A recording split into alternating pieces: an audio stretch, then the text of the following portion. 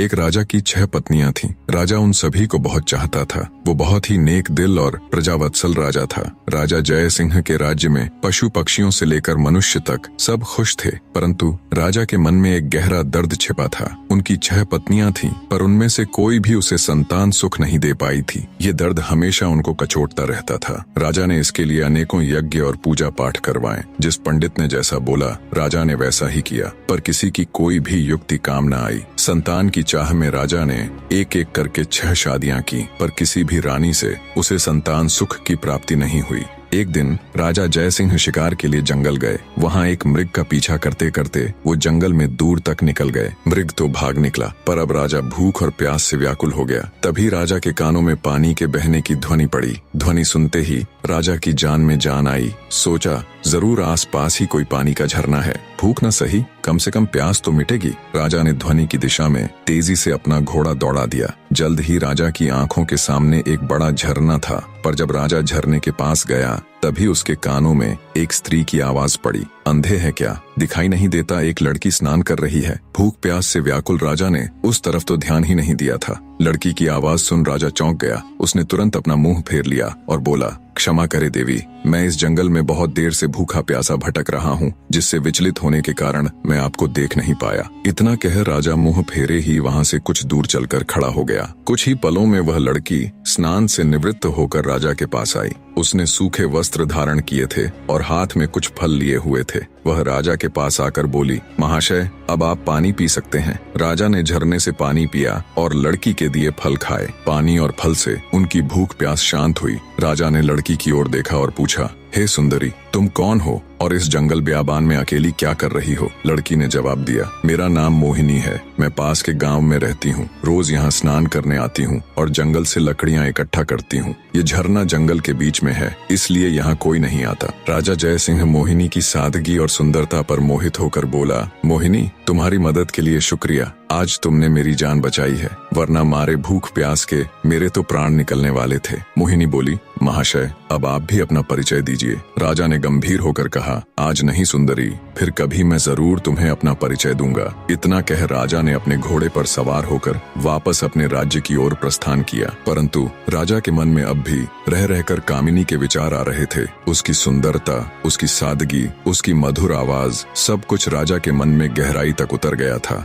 महल में लौटने के बाद भी राजा के मन में वो ही सब चल रहा था। राजा को समझ नहीं आ रहा था कि 6 रानियों के होते हुए भी वह उस अनजान युवती के प्रति इतना आकर्षित क्यों है। कुछ सोचकर राजा अपने भरोसेमंद वजीर गौरीनाथ के पास जाता है और उसे सारी व्यथा कह सुनाता है। राजा की सारी बात सुन वजीर बोला, महाराज, यदि ऐसा है तो आप उस लड़की से विवाह कर लीजिए। हो सकता है उससे ही हमें अपने राज्य का वारिश मिल जाए। राजा को अपने वजीर की बात उचित लगी। अगले दिन वो अपने वजीर को भी साथ ले जंगल में उसी स्थान पर जाता है जहाँ उसकी मुलाकात मोहिनी से हुई थी। राजा झरने के पास गया और उसे आवाज दी, पर कोई नहीं आया। जब बहुत बार आवाज देने के बाद भी मोहिनी नहीं दिखाई दी, तो राजा का वजीर उसके पास आया और बोला, राजन, हो सकता है वो आज आई ही ना हो। आपने बताया था वो पास के ही गांव में रहती है, हमें वहीं चलकर देखना चाहिए। राजा और उसका वजीर दोनों अपने घोड़ों के ऊपर सवार हो पास के गांव में जाते हैं। मोहिनी का नाम पूछते पूछते दोनों उसके घर पहुंच जाते हैं। 2 शाही व्यक्तियों को शाही घोड़ों पर देख गांव वाले भी कौतूहलवश आस पास जमा हो जाते हैं। राजा घोड़े से उतरकर झोपड़ी के बाहर जाता है और मोहिनी को आवाज देता है। राजा की आवाज सुन जब मोहिनी रोनी सूरत ले झोपड़ी से बाहर आती है तो उसकी आंखों में आंसू थे। जब राजा ने कारण पूछा तो एक गांव वाले ने बताया, महाशय, इस दुनिया में सिर्फ इनकी माँ ही थी, आज उनका भी स्वर्गवास हो गया। अब बेचारी रोएगी नहीं तो और क्या करेगी। इतना कह गांव वालों ने राजा से उनका परिचय मांगा। आप बताइए, आप लोग कौन हैं? गांव वालों के पूछने पर वजीर ने राजा का परिचय दिया तो पूरे गांव में खलबली मच गई। सभी ने मिलकर राजा का स्वागत किया। गांव के मुखिया से राजा ने कहा, अगर आप लोगों को कोई आपत्ति न हो तो मैं मोहिनी से विवाह करना चाहता हूँ। राजा की बात सुन मुखिया खुश होता हुआ बोला, महाराज, हमारी बेटी राजरानी बनेगी, हमारे तो भाग्य खुल जाएंगे। गांव वालों ने जल्दी जल्दी सारी तैयारी करके राजा और मोहिनी का विवाह करवा दिया। राजा ने अपनी 7वीं पत्नी अर्थात मोहिनी का नया नामकरण किया राजलक्ष्मी। विवाह के पश्चात गांव वालों ने खुशी खुशी राजलक्ष्मी को राजा के साथ विदा कर दिया। राजा अपने वजीर और 7वीं पत्नी राजलक्ष्मी को लेकर राजमहल आ जाता है। जब राजा की पहले की 6 पत्नियों को इसकी खबर लगी तो वे जल भुनकर राख हो गईं। ऊपरी मन से उन्होंने नई रानी राजलक्ष्मी का स्वागत किया। समय बीतने लगा। अब राजा का अधिकांश समय नई रानी राजलक्ष्मी के साथ ही बीतने लगा। ये देखकर पुरानी रानी और अधिक ईर्ष्या से भर गई, परंतु राजलक्ष्मी को इसकी भनक तक नहीं थी। वो भोले भाले स्वभाव और एकदम साफ दिल की औरत थी। वह बाकी रानियों को अपनी बड़ी बहन की तरह सम्मान देती थी। समय बीता। एक दिन रानी राजलक्ष्मी ने राजा को शुभ समाचार दिया कि वो पिता बनने वाले हैं। रानी के मुख से ये बात सुन राजा जयसिंह की खुशी का कोई ठिकाना नहीं रहा। वो खुशी से रानी राजलक्ष्मी को गले लगा लेता है। राजा तुरंत कुल गुरु को बुला उन्हें आदेश देता है कि अब से नित्य प्रति रानी राजलक्ष्मी को धार्मिक और प्रेरक कथाएं सुनाई जाएं। नई रानी के गर्भवती होने का समाचार जल्दी ही पूरे राज्य में फैल गया। चारों तरफ बधाइयों की धूम मची हुई थी। नई रानी के गर्भवती होने का समाचार जब उसकी सौतनों को मिला तो उनके तन बदन में आग लग गई। वे अंदर तक जल भुन गई। सभी रानियों ने आपस में विचार किया कि नई रानी तो पहले ही राजा की बहुत प्रिय है। वो अपना अधिकतर समय उसी के साथ बिताते हैं। बच्चा होने के बाद तो उसका और अधिक ध्यान रखा जाएगा। राजा उस कुल्टा को ही अपनी पटरानी बना लेंगे। हम सभी का तो वर्चस्व ही खत्म हो जाएगा। नई रानी हमारे साथ दासियों जैसा व्यवहार करेंगी। नहीं नहीं, हम ऐसा कदापि नहीं होने देंगी। वो सभी सलाह मशवरा करके नई रानी को क्षति पहुंचाने की अलग अलग युक्तियां सोचने लग जाती हैं। परंतु बड़ी रानियों का कोई भी प्रयास सफल नहीं हो पा रहा था, क्योंकि नई रानी राजलक्ष्मी उन्हें कभी अकेले नहीं मिलती। कभी राजा के आदेश अनुसार कुलगुरु उन्हें कथा सुनाते मिलते तो कभी उनकी दासियां उनके साथ होती। कभी प्रजा के लोग उन्हें घेरे रहते तो कभी खुद राजा ही उनके साथ होते। ऐसे में रानियों को कभी अपने मकसद को अंजाम देने का मौका ही नहीं मिला। इसी तरह समय बीत रहा था। रानी राजलक्ष्मी का गर्भावस्था का समय लगभग पूरा होने को आया था, पर फिर एक दिन राज्य की सीमा पर विद्रोहियों ने आक्रमण कर दिया। शत्रुओं से निपटने के लिए राजा जयसिंह को अपनी सेना सहित राजमहल छोड़कर राज्य की सीमा पर जाना पड़ा। बड़ी रानियों को तो जैसे सुनहरा अवसर मिल गया था। वे छोटी रानी को ऐसी दवाई देने लग गई जिससे रानी राजलक्ष्मी के गर्भ को क्षति पहुंचे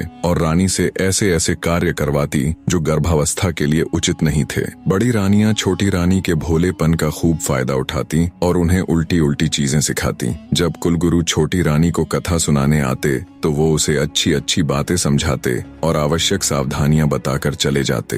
रानी राजलक्ष्मी बिल्कुल भी समझ नहीं पा रही थी कि कुलगुरु और बड़ी रानियों की बातें इतनी भिन्न क्यों हैं। आखिर सही कौन है? रानी राजलक्ष्मी ने सोचा, बड़ी रानियां तो महिलाएं हैं, कुलगुरु तो फिर भी पुरुष हैं। महिलाओं की समस्याएं भला पुरुष कहाँ समझ पाएंगे, इसलिए जो बड़ी रानियां कहती हैं वो ही उचित हैं। साफ हृदय की रानी राजलक्ष्मी कभी सपने में भी नहीं सोच सकती थी कि बड़ी रानियां उसके साथ कुछ गलत कर सकती हैं। इसलिए वो आंखें बंद करके जो और जैसा बड़ी रानियां उसे करने के लिए कहती वो बिल्कुल वैसा ही करती। एक दिन रानी राजलक्ष्मी को प्रसव पीड़ा होनी शुरू हो गई। उसने बड़ी रानी से कहा, दीदी मुझे बहुत दर्द हो रहा है, कुछ समाधान कीजिए कि प्रसव कैसे होगा। ये सुन बड़ी रानी सिर से पैर तक जलकर राख हो गई।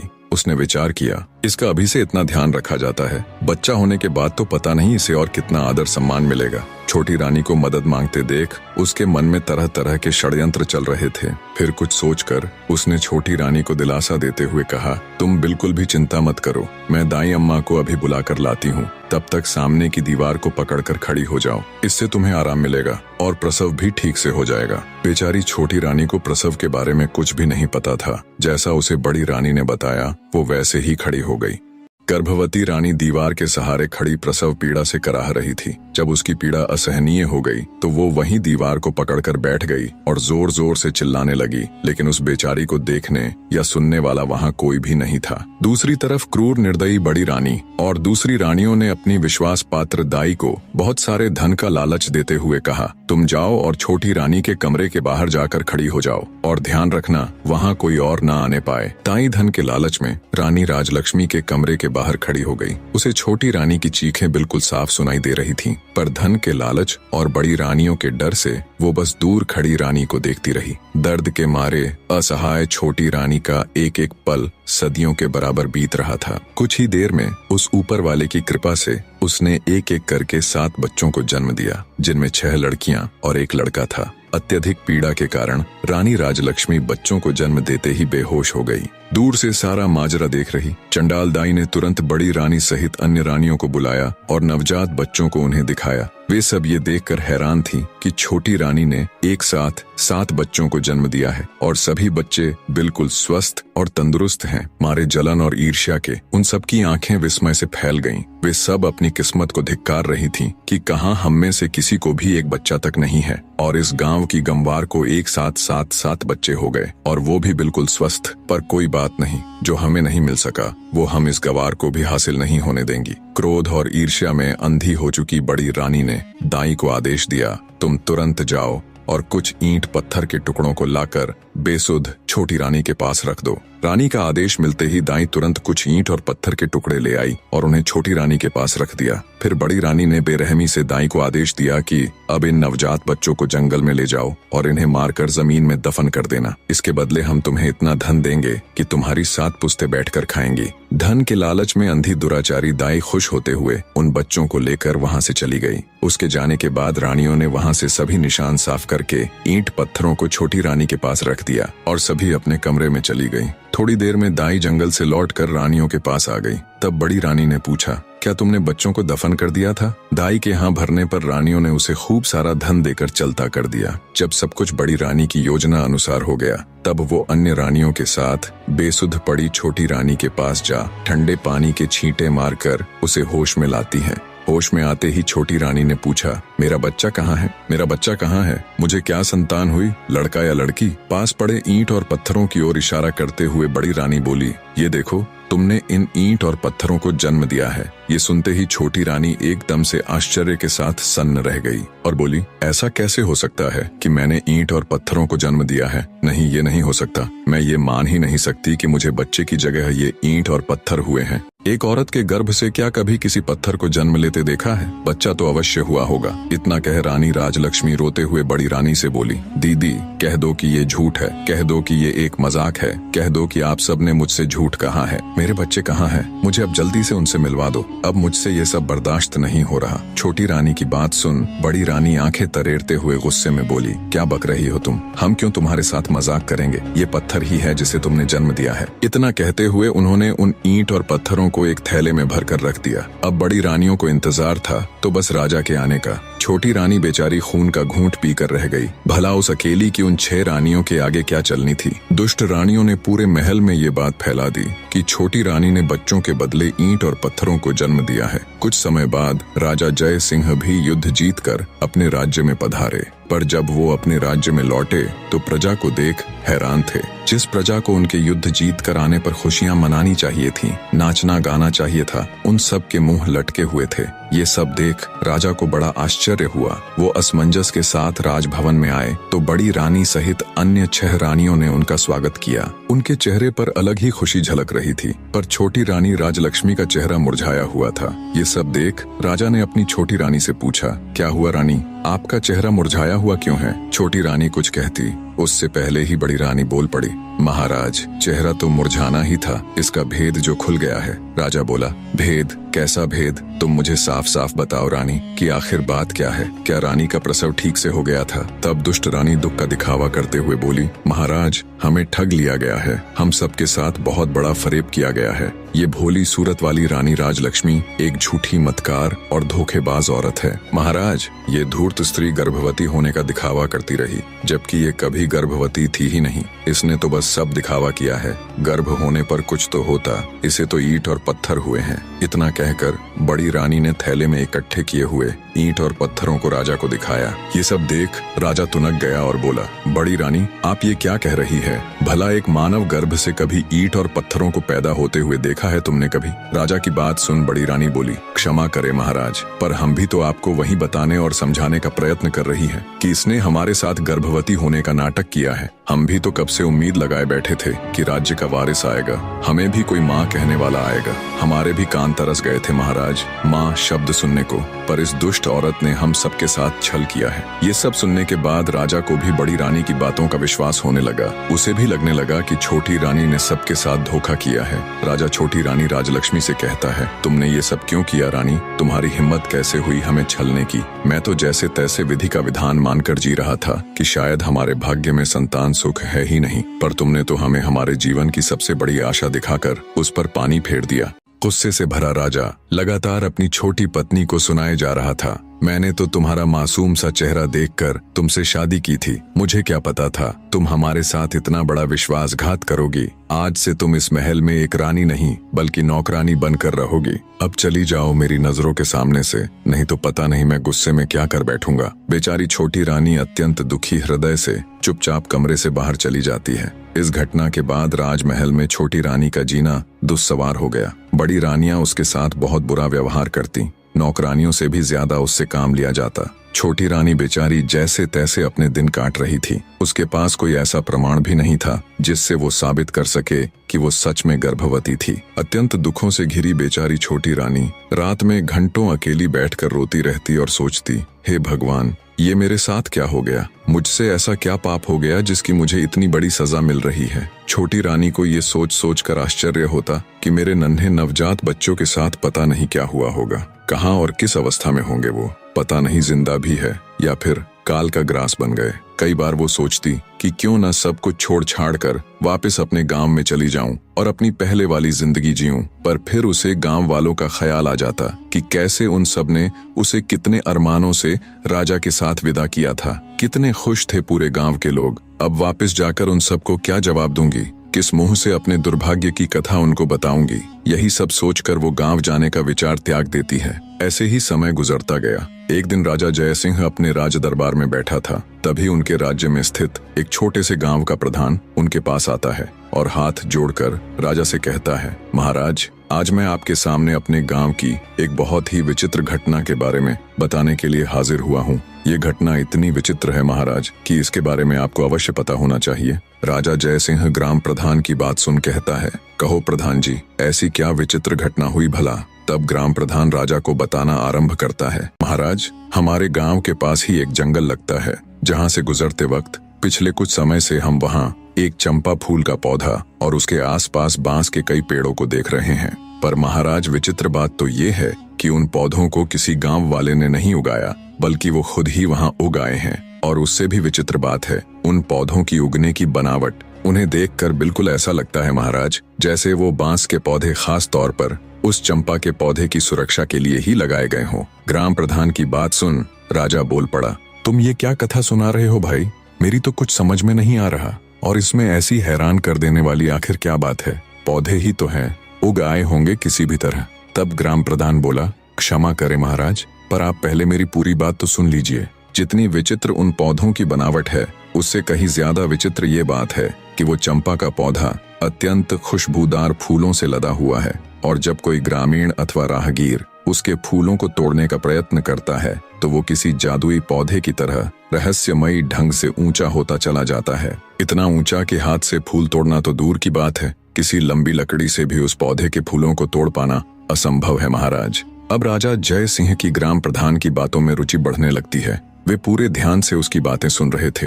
आगे गांव का सरपंच बोला, और महाराज, सबसे विचित्र और हैरान कर देने वाली बात तो ये है कि वे पौधे आपस में किसी मानव की तरह बात करते हैं। ग्राम प्रधान की ये बात सुन कुछ देर पहले जो राजा उसकी बातों को हल्के में ले रहा था, अब वो चौंक कर बैठ जाता है कि पौधे आपस में बातें करते हैं, और वो भी बिल्कुल मनुष्य की तरह बोलकर। राजा के साथ साथ पूरा राज दरबार विस्मय से भर जाता है। सभी चौंक कर एक दूसरे का मुंह ताक रहे थे। राजा जय सिंह हैरानी से ग्राम प्रधान से कहता है, ऐसे कैसे हो सकता है कि पौधे आदमियों की तरह बात करें? ठीक है प्रधान जी, अब ये भी बता दीजिए कि वो पौधे आखिर बात क्या करते हैं? प्रधान जी राजा को जवाब देते हुए कहते हैं कि महाराज, जब भी कोई मनुष्य फूल तोड़ने के लिए चंपा के पौधे की तरफ हाथ बढ़ाता है तो चंपा के पौधे से आवाज आती है कि बांस भैया गांव के ग्रामीण फूल तोड़ने के लिए आए हैं, इनको फूल दूं या लगूं आकाश। इसके बाद उन बांस के पौधों से आवाज आती है, नहीं बहना, लगो आकाश। और उसके आगे का तो मैंने आपको बताया ही है महाराज कि चंपा की डालियां इतनी ऊंची होती चली जाती हैं कि उनसे फूल तोड़ना असंभव है। परंतु सुबह जमीन में अपने आप अत्यंत सुगंधित फूल बिखरे हुए मिलते हैं, पर आज तक कोई भी व्यक्ति उन फूलों को अपने हाथों से नहीं तोड़ पाया है। गांव के सरपंच की बात सुन राजा जय सिंह सोच में पड़ जाता है। फिर कुछ देर विचार कर वो अपने भरोसेमंद वजीर गौरीनाथ को बुलाकर उसे निर्देश देते हुए कहता है, मंत्री जी आप फौरन वहां जाओ और सच का पता लगाओ। वजीर गौरीनाथ जी महाराज कह तुरंत ग्राम प्रधान को साथ ले गांव के लिए चल पड़ता है। कुछ ही देर में मंत्री और ग्राम प्रधान उन बोलने वाले रहस्यमयी चंपा और बांस के पेड़ों के पास पहुंच जाते हैं। सरपंच के साथ राजा के खास मंत्री को देख गांव वाले भी उत्सुकतावश आसपास इकट्ठे हो जाते हैं। मंत्री जब घोड़े से उतरकर उस चंपा के पौधे के पास जाकर देखता है तो उसे बिल्कुल उसी अवस्था में पाता है जिस प्रकार गांव प्रधान जी ने दरबार में राजा को बताया था। बांस के पेड़ों के बिल्कुल बीच में खड़ा चंपा का पौधा अपनी अलग ही छठा बिखेर रहा था। उसके फूलों से उठती भीनी भीनी खुशबू से कुछ देर के लिए तो मंत्री जी भी मदमस्त हो जाते हैं। तंद्रा टूटते ही उन्हें राजा का आदेश याद आता है तो वे उस चंपा के पौधे के पास जाकर जैसे ही उसके फूल को तोड़ने के लिए अपना हाथ आगे बढ़ाते हैं, तभी चंपा के पौधे से मानव आवाज आती है जिसे सुनकर मंत्री ठिठक कर रुक जाता है। चंपा का पौधा बोला, हे बांस भैया, हमारे मंत्री जी मेरे फूल तोड़ने आए हैं, इनको फूल दूं या लगूं आकाश। तभी बांस के पौधों में से एक साथ आवाज आई, ना बहन चंपा, लग जा आकाश। ये तो वही मंत्री है जिनके ऊपर हमारी माँ की जिम्मेदारी थी, पर ये उसमें पूरी तरह विफल रहे, इसलिए ये आपके फूलों के कतई हकदार नहीं है बहना। बिल्कुल स्पष्ट और साफ आवाज में पौधों की वार्तालाप सुन मंत्री एकदम सन्न रह जाता है। उसके आश्चर्य का कोई ठिकाना नहीं था। हक्के बक्के खड़े मंत्री के देखते देखते चंपा का पौधा आकाश में जा लगा। ये देख एकदम सुन्न खड़े मंत्री के पूरे शरीर में सिरहन दौड़ गई। गांव वाले भी खड़े खड़े ये पूरा तमाशा देख रहे थे। तभी बांस के पौधों से आवाज आती है, जाइए मंत्री जी और अपने राज कार्यों को देखिए, आप किसी इंसान की जिम्मेदारी लेने के योग्य नहीं है। मंत्री भौचक्का खड़ा बांस के पौधों को देखता हुआ सब सुन रहा था। आगे बांस का पौधा कहता है, मंत्री जी, राजा महाराज तो युद्ध में चले गए थे, उनके बाद हमारी माँ की देख रेख का दायित्व आपका ही था, और कुछ नहीं तो कम से कम हमारी माँ के प्रसव के दौरान तो वहाँ हाजिर रहकर ये देखते कि उन्हें किसी बात की कोई परेशानी तो नहीं, पर आपने तो उनकी कोई खैर खबर तक नहीं ली। बांस के पेड़ों की आवाज सुन हैरान खड़ा मंत्री विचार करता है कि ये पौधे बोल कैसे रहे हैं और इतना सब कैसे जानते हैं। वो सोचता है, बात तो बिल्कुल सही कह रहे हैं, मैंने रानी राजलक्ष्मी की कोई सुध नहीं ली। ये सोचकर मंत्री आत्मग्लानि से भर उठता है। सोचा ये तो उससे बड़ी भूल हो गई। राजा की गैर हाजिरी में उसे रानी राजलक्ष्मी को गर्भावस्था में संभालना चाहिए था। मंत्री जी सोचते हैं, इसका मतलब क्या रानी राजलक्ष्मी के साथ कोई बड़ा षड्यंत्र हुआ था या कुछ और बहुत बुरा जो वो नहीं जानते। ये विचार आते ही उसने जब ये सब उन पौधों से जानना चाहा तो उनमें से कोई आवाज नहीं आई। जब बहुत प्रयास करने पर भी पौधों ने कोई जवाब नहीं दिया तो हैरानी के साथ साथ आत्मग्लानि से भरे मंत्री जी बोझिल हृदय के साथ वापस राजमहल की तरफ चल पड़ते हैं। वहाँ पहुंचकर वो सारा किस्सा राजा जयसिंह को कह सुनाते हैं और बोले, महाराज क्षमा करें, पर मुझे लगता है राजमहल में कुछ षड्यंत्र तो जरूर हुआ है। महाराज, आपकी गैर हाजिरी में मैं राजरानी की अच्छी तरह देखभाल नहीं कर पाया। आज उन पौधों की बात सुनकर ऐसा लग रहा है महाराज जैसे राजमहल में राजरानी राजलक्ष्मी के साथ कुछ बहुत बुरा हुआ है। मैंने उन पौधों से जानने की बहुत कोशिश की लेकिन उन्होंने मुझे कुछ नहीं बताया, इसलिए मेरा आपसे अनुरोध है कि आपको खुद वहाँ जाकर उन पौधों से बात करनी चाहिए। हो सकता है वो आपको सारी बात बता दें। भरोसेमंद वजीर गौरीनाथ की पूरी बात सुन राजा जय सिंह कहते हैं, ठीक है मंत्री जी, हम वहां अवश्य जाएंगे और साथ में अपनी 6 रानियों को भी लेकर जाएंगे। राजा की बात सुन मंत्री जी बोले, महाराज मेरी आपसे एक गुजारिश है, मैं छोटी रानी राजलक्ष्मी को भी अपने साथ वहां लेकर जाना चाहता हूं। राजा बोले, ठीक है मंत्री जी, आप ऐसा कर सकते हैं, पर वो दुष्ट मेरी आंखों के सामने न आने पाए, इस बात का ध्यान रखना। मंत्री बोला, जी महाराज। अगले दिन राजा जय सिंह अपनी रानियों के साथ आकाश चंपा का रहस्य जानने के लिए निकल पड़े। सबसे आगे रथ में राजा और उसकी पटरानी चल रहे थे। उससे पीछे वाले रथ में राजा की 5 रानियां और पीछे भी अन्य कई प्रमुख सभा सदस्य साथ जा रहे थे। राजा से आज्ञा ले चुके मंत्री ने रानी राजलक्ष्मी को अपने परिवार सहित बड़े आदर से पालकी में उन्हें बिठा दिया था। राजा का काफिला कुछ समय में गांव के बाहर पहुंच गया। वहां पहुंचने पर जंगल के बाहर गांव की सीमा पर वो अपना पड़ाव डाल देते हैं। पूरे राज्य परिवार को आया देख गांव के ग्रामीण उनके स्वागत में जुट गए। कुछ समय विश्राम कर सभी आकाश चंपा के पौधे के पास पहुंच जाते हैं और उसके चारों तरफ घेरा डालकर बैठ जाते हैं।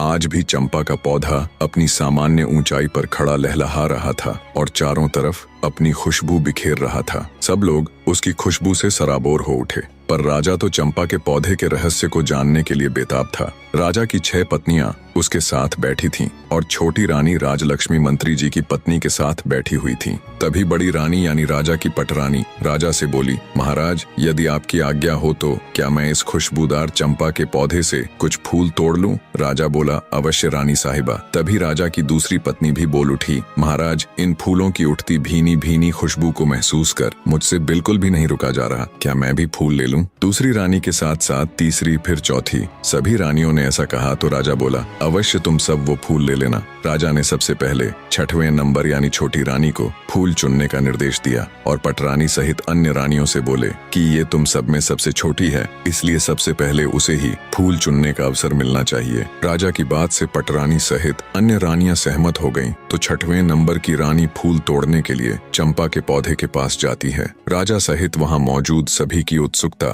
पूरे चरम पर थी। सभी ये देखने के लिए आतुर थे कि अब क्या होगा। रानी ने पेड़ के पास जाकर जैसे ही फूल तोड़ने के लिए अपना हाथ आगे बढ़ाया, तभी चंपा के पौधे से आवाज आई, रुकिए रानी जी, आप मेरी आज्ञा के बिना मेरे फूल नहीं तोड़ सकती। पौधे की आवाज सुन रानी ठिठक कर वहीं रुक जाती है। चंपा के पौधे से आई आवाज इतनी स्पष्ट और तेज थी कि राजा सहित वहां मौजूद सभी लोगों ने उसे सुना। अब तक तो राजा ने सिर्फ अन्य लोगों के मुख से ही बोलने वाले चंपा के पौधे के बारे में सुना था, पर अब जब उसने अपने कानों से सुना तो वो भी हैरान रह गया। उसके आश्चर्य की कोई सीमा नहीं थी। तभी चंपा के पौधे से आवाज आई, बांस भैया, हमारी सौतेली छोटी माँ हमारे फूल तोड़ने आई है। मैं टूटू या लगूं आकाश? बांस के पौधे में से आवाज आई, बहन चंपा, लग जा आकाश, ये तो तुम्हें छूने योग्य भी नहीं है। क्या तुम्हें याद नहीं कि इन्होंने हमारी माँ के साथ कैसा अत्याचार किया है? इसलिए बहन, इनके बारे में मत सोच और लग जा आकाश। बांस के इतना कहते ही चंपा की डालियां फिर से ऊपर उठीं और आकाश को छूने लगी। रानी पौधे की बात सुन हैरान थी कि ये पौधा क्या बोल रहा है, कहीं हमारी पोल न खुल जाए। उसकी सिट्टी पीटी गुम हो गई।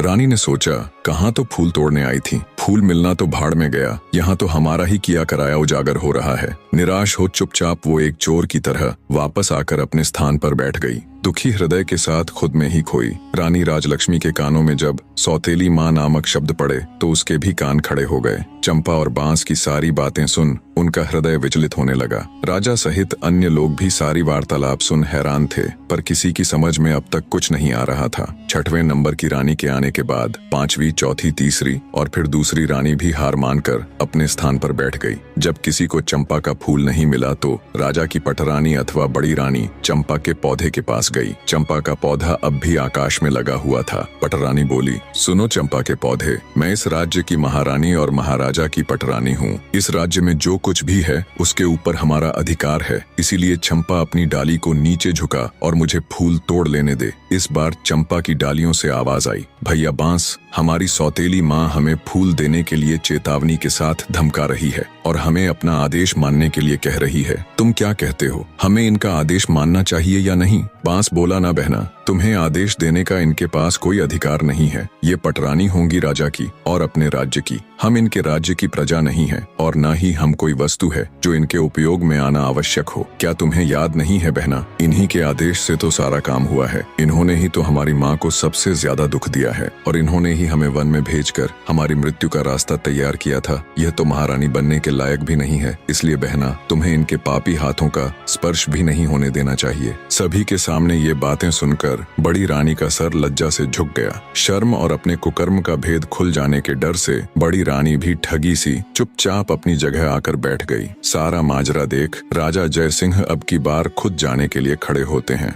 चंपा के पौधे की डालियां अब पहले की तरह वापस अपनी सामान्य ऊंचाई पर आ गई। अब की बार राजा जय सिंह खुद उठे और फूल तोड़ने के लिए पौधे के पास गए। जब राजा ने फूल तोड़ने के लिए अपने हाथ आगे बढ़ाए, तभी चंपा के पौधे से आवाज आई, ना ना महाराज, आप यह भूल कभी मत कीजिएगा। आपको फूल तोड़ने से रोकने के लिए मैं अपने भैया से भी अनुमति नहीं लूंगी, और यदि भैया अनुमति दे भी देंगे तो भी मैं आपके हाथों में नहीं आऊंगी। इसलिए आप अपने हाथ पीछे ही रखिए और फूल तोड़ने का विचार त्याग दीजिए। चंपा के पौधे की बात सुन राजा जय सिंह हैरान रह गया। सोचा आखिर ऐसा क्या हुआ कि उनको रोकने के लिए चंपा अपने भाइयों से भी अनुमति नहीं ले रही। राजा बोला, हे चंपा के पौधे, मैं इस देश का राजा हूँ। मैंने कभी भी किसी के साथ अन्याय नहीं किया। मैं अपनी प्रजा को अपनी संतान की तरह मानता हूँ। मेरे राज्य में मनुष्य ही नहीं, पशु पक्षी भी खुश और स्वतंत्र है। मैंने आज तक किसी को जरा सी भी तकलीफ नहीं दी। फिर मुझसे ऐसी क्या भूल हो गई कि मुझे अपने फूल लेने से रोकने के लिए आपको अपने भाइयों से भी पूछने की जरूरत नहीं पड़ी।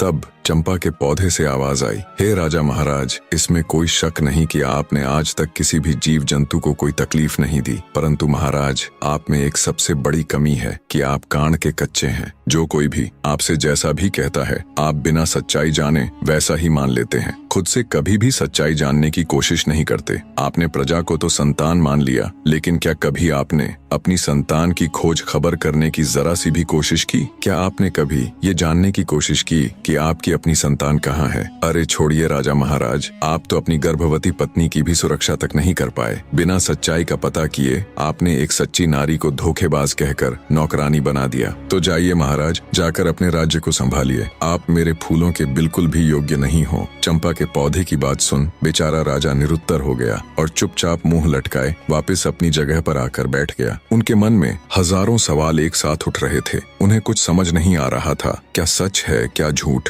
राजा अपने विचारों की उधेड़ बुन में खोया हुआ था। तभी वजीर गौरीनाथ उनके पास आता है और कहता है, महाराज, आप यदि आदेश दे तो हम छोटी रानी राजलक्ष्मी को भी फूल तोड़ने के लिए एक बार पौधे के पास भेज कर देखे। राजा कुछ कहते उससे पहले ही पटरानी बोल उठी, मंत्री जी, जो फूल महाराज के हाथों भी नहीं टूटे, वह इस धोखेबाज के हाथों कैसे टूटेंगे? मंत्री जी ने प्रश्नवाचक दृष्टि से राजा की ओर देखा। चंपा के पौधे से अब तक की हुई इतनी बातों से राजा के मन में भी शंका पैदा होने लगी थी। उन्होंने अपनी शंका दूर करने का निर्णय लेते हुए मंत्री जी को अनुमति दे दी। मंत्री रानी राजलक्ष्मी के पास जा उन्हें फूल तोड़ने के लिए कहते हैं। मंत्री की बात सुन रानी राजलक्ष्मी अनमने मन से उठी और चंपा के पौधे की तरफ देखती हुई बोली, मंत्री जी, पौधे की डालियां काफी ऊंचाई पर हैं, मेरे हाथ वहां नहीं पहुंचेंगे। मंत्री बोला, रानी जी, आप एक बार वहां पर जाकर कोशिश करके देखिए तो सही। मंत्री जी के समझाने पर रानी राजलक्ष्मी हिम्मत करके चंपा के पौधे के पास गई। पौधे के पास जाकर जब रानी ने अपने हाथ बढ़ाकर चंपा के पौधे के तने को छुआ